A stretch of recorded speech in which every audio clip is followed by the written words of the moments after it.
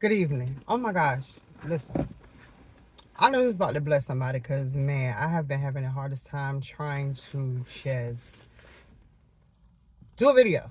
So I'm going to try to do this as fast as possible because I don't know when my phone will be like, oh, you're out of service.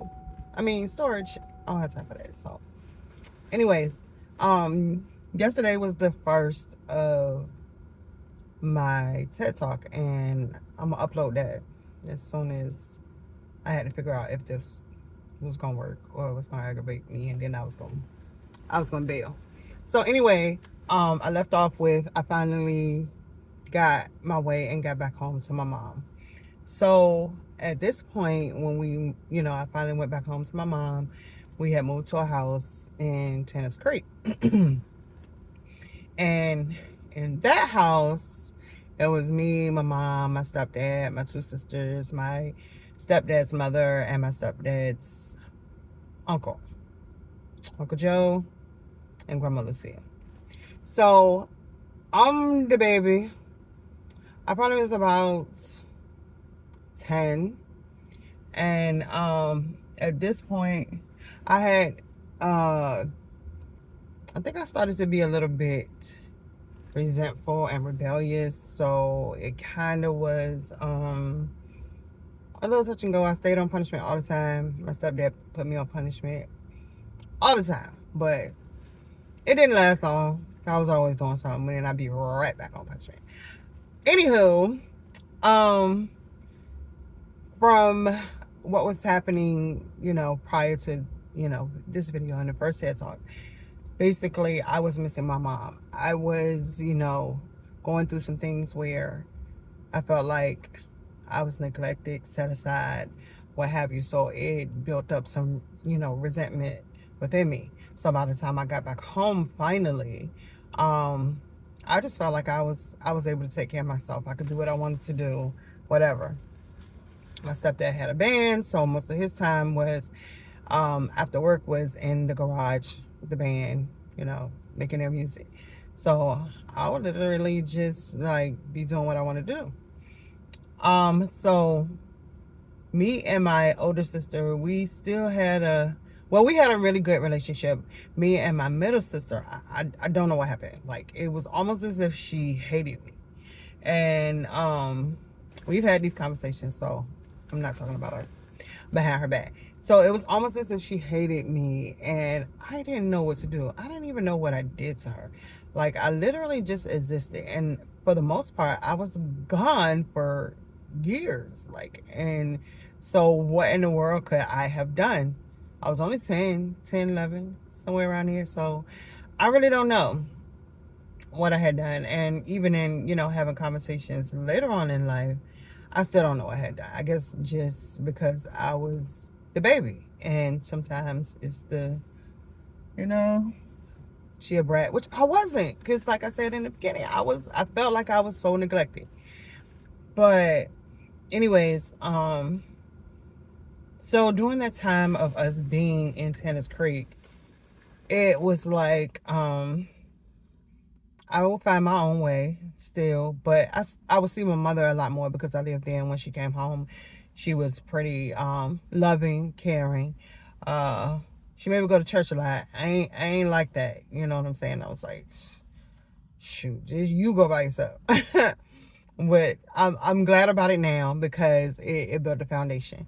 So in this house with all of us, I learned a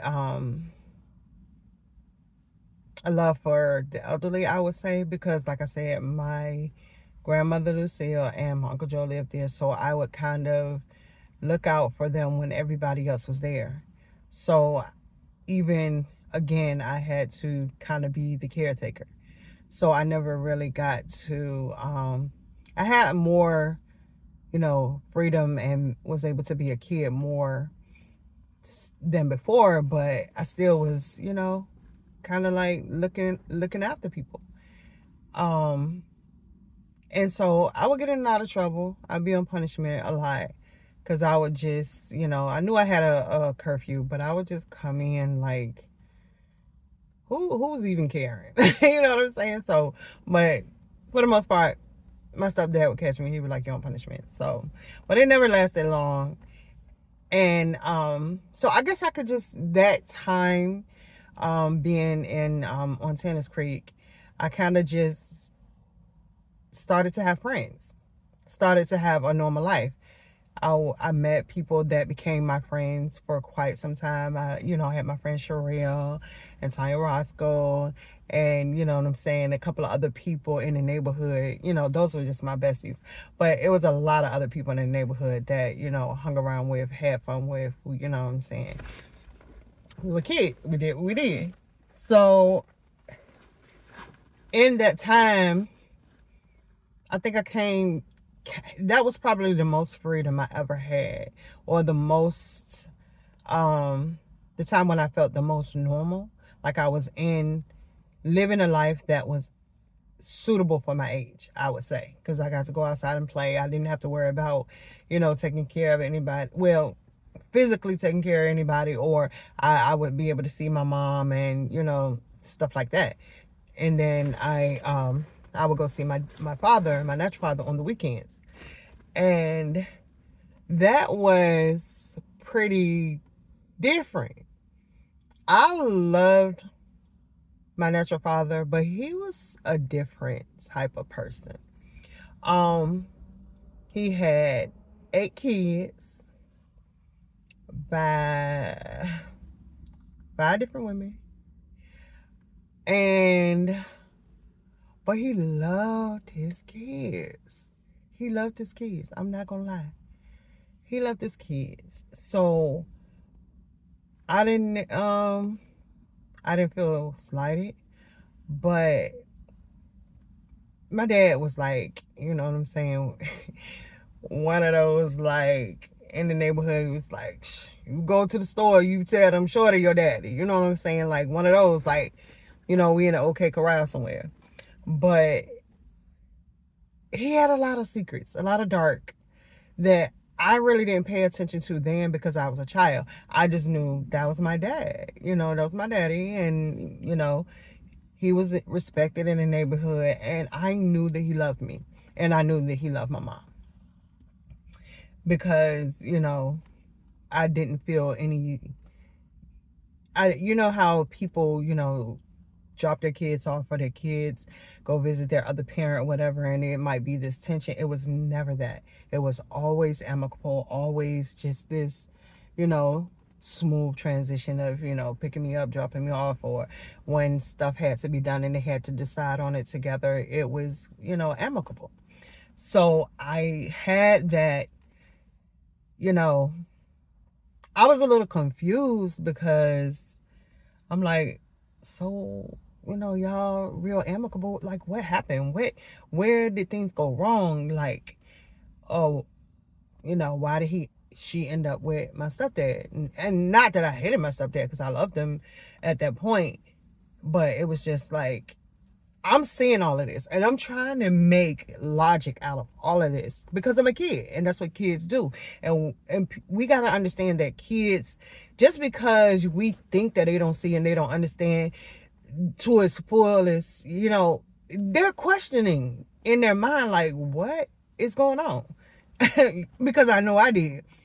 And, but I enjoyed being around my sisters and brothers. Like my dad had, like, it's 8 of us, and like he was so affectionate and say 8 of us that we know about. But I loved my sisters and brothers, so it wasn't something, out of the norm for me to, be with him on the weekends and we all be together. So I like that because I came from being in the projects. Like I said, at that time, I have no idea what my father was. I know he went to Vietnam at some point, but I'm pretty sure it wasn't then. So, I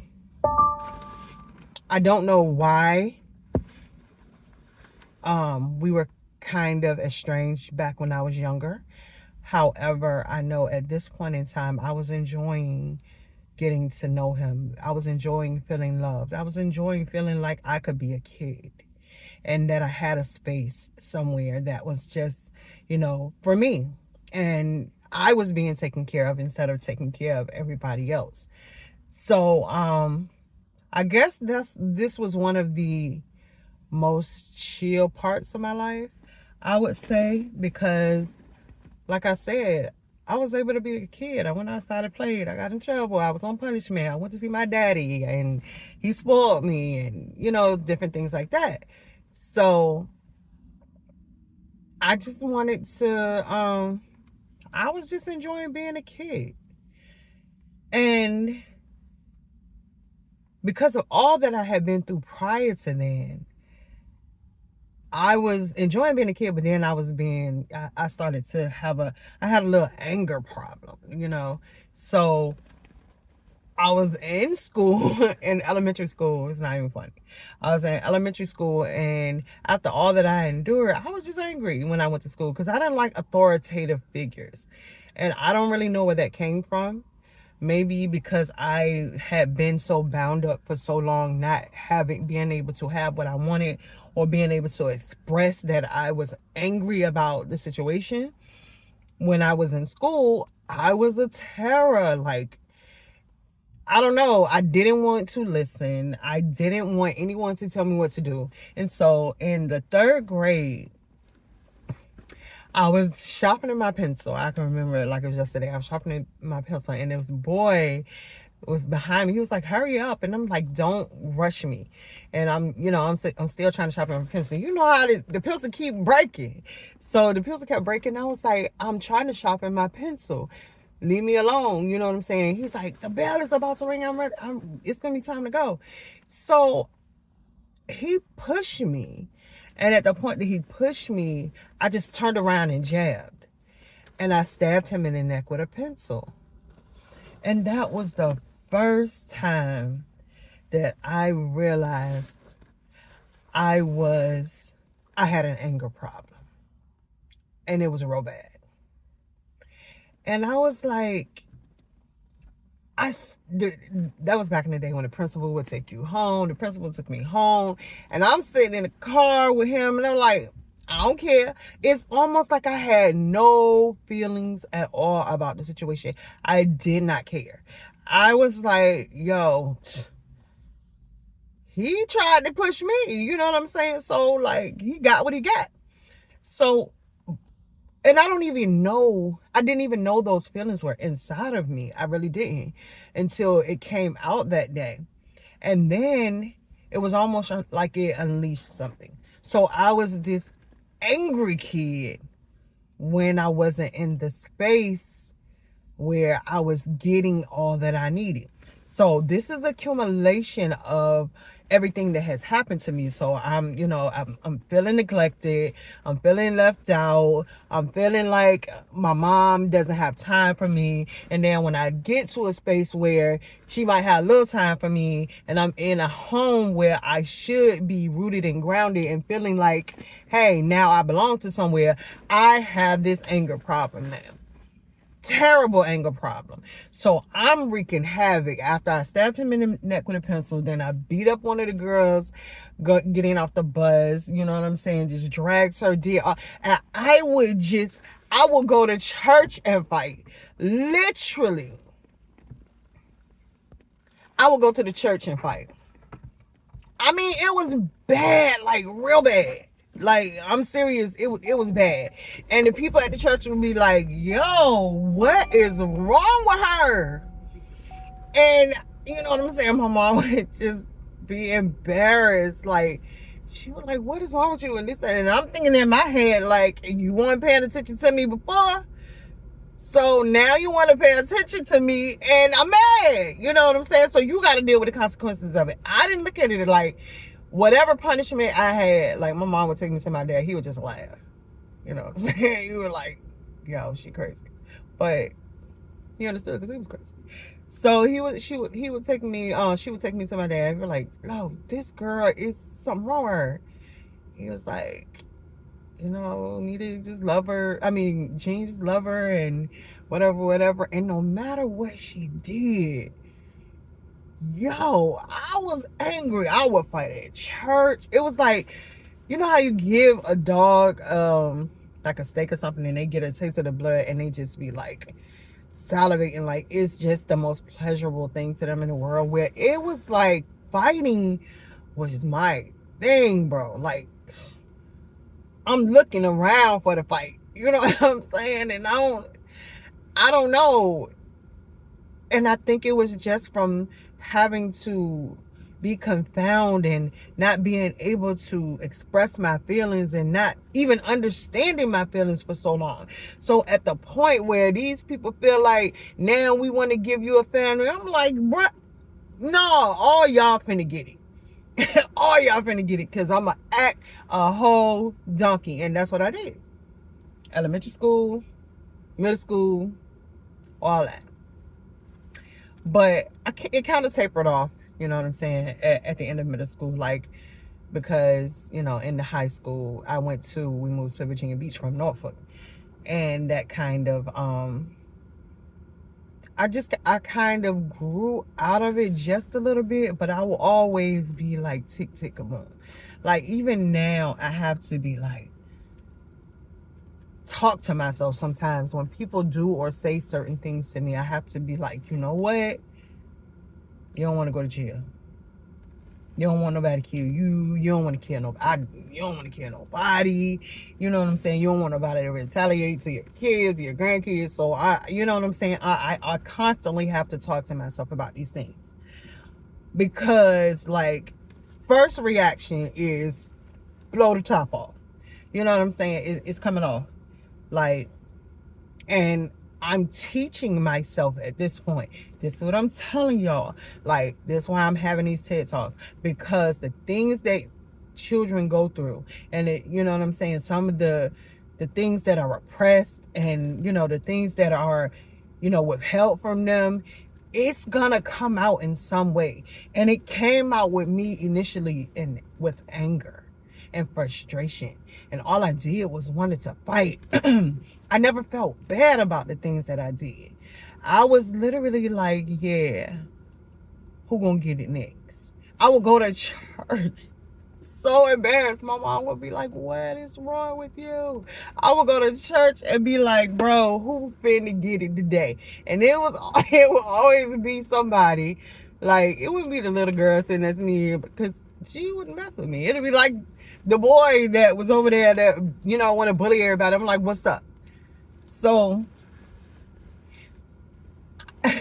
this part of the TED Talk is like, the lesson for today is, because you do certain things as an adult, and when you have children, you think that when you change the situation, when you put them in an environment where you think is conducive for them to, you know, be established and flourish or whatever, you forgot that you left them in a situation for so long where now they got other things brewing. And then you looking at them like, what is wrong with you? And I'm looking at you like, you forgot. You know, you forgot what you did to me. And it's not that I didn't love my mama, or, you know what I'm saying? It was just that I was angry, because I felt like, why y'all bring me into this world and then leave me over here? Like, you forgot I was over here. And somebody's child right now is doing it. I don't care what you gotta do. I don't know. I don't have the answer for you. You gotta figure it out yourself. I don't care how much you gotta work. I don't care how much you gotta do. You open your legs, and I did too.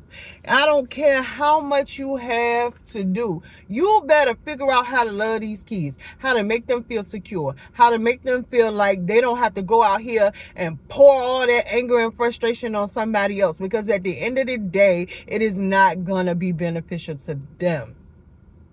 It's not.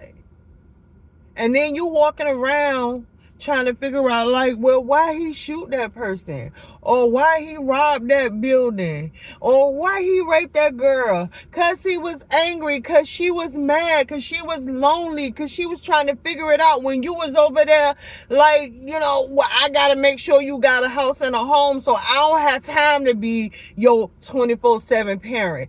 And it's unfair, so you should not have had me.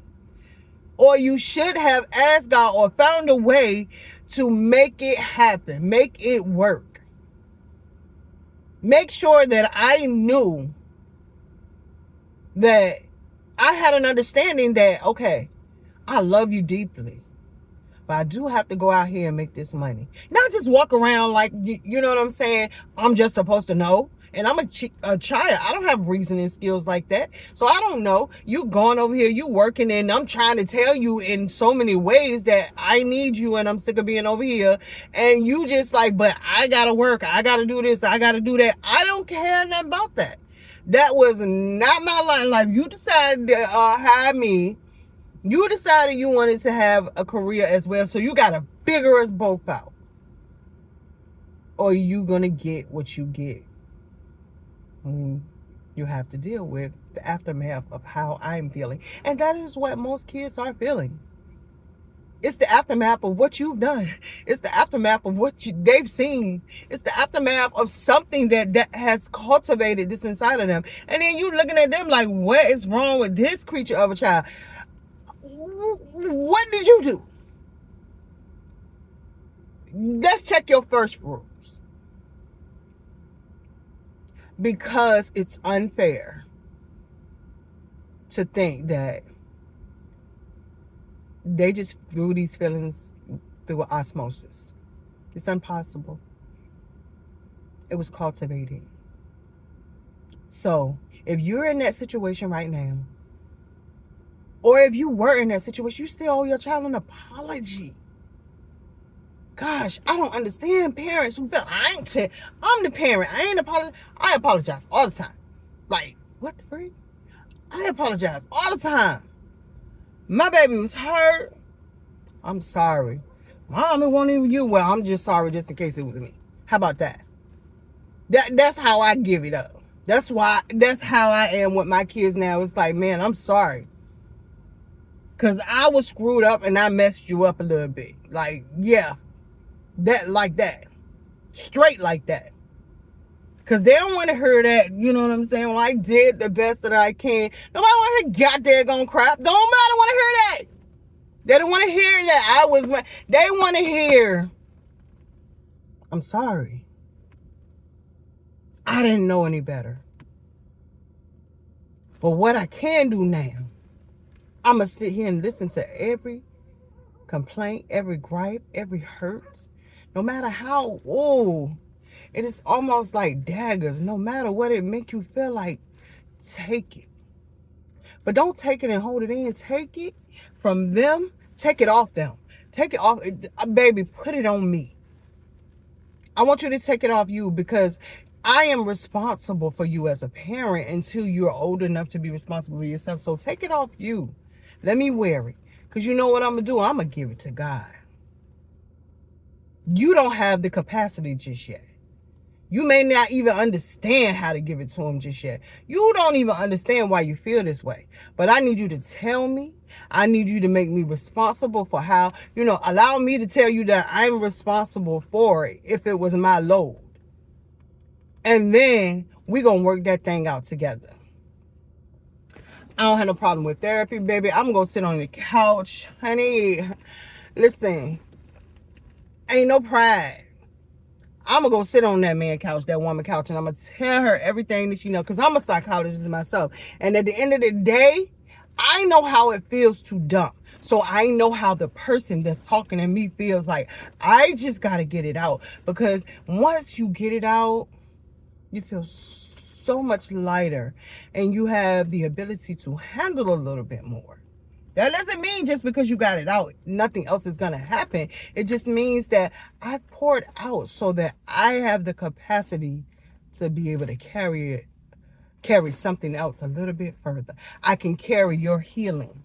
I can handle it. But if I'm holding all the stuff that you just regurgitated onto me and I never release it, I don't have the ability to take anything else from you. I'm going to keep exploding on you.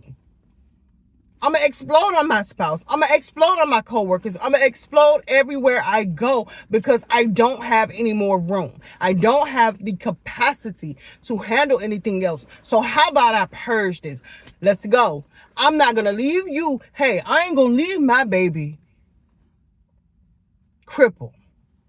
I'm going to fix her wounds. I'm going to fix his wounds. And when that takes me down a little bit, because I had to carry the load of it, I'm going to go and I'm going to release some high load to somebody who don't know nothing about me and don't have to, you know what I'm saying? They ain't got to come home with me. I ain't got to go home with them. None of that. But you going to get this work. You know what I'm saying? A therapist they hate to see me coming because you're going to get this work. And then all is well because I purged that off. You don't know me from Adam, so you're going to just write whatever you want to write down, and then you're going to be like, Miss Ford, all is well. I'm going to give you some tools to deal with it. And everything right with the world. But we feel like therapy and getting help and, saying you sorry to your kids it's abomination. And that is crazy. Because if you did it, you need to apologize for it. If you did it, you need to help them carry that load and dispose of it. It's only right. It is only right because we are trying to have healthy children and we're trying to be healthy parents. We're trying to be a healthy society because that is the way that we will be able to prosper, please God. And even if you don't have faith in God, you'll be able to prosper and you'll be able to see your children be free. Thank y'all for listening to my TED Talk night number 2. Hope I don't have as many problems as I had last night, but I'm going to persevere because the devil don't want somebody to be free, but I'm here so that we can all be free. Y'all have an amazing evening.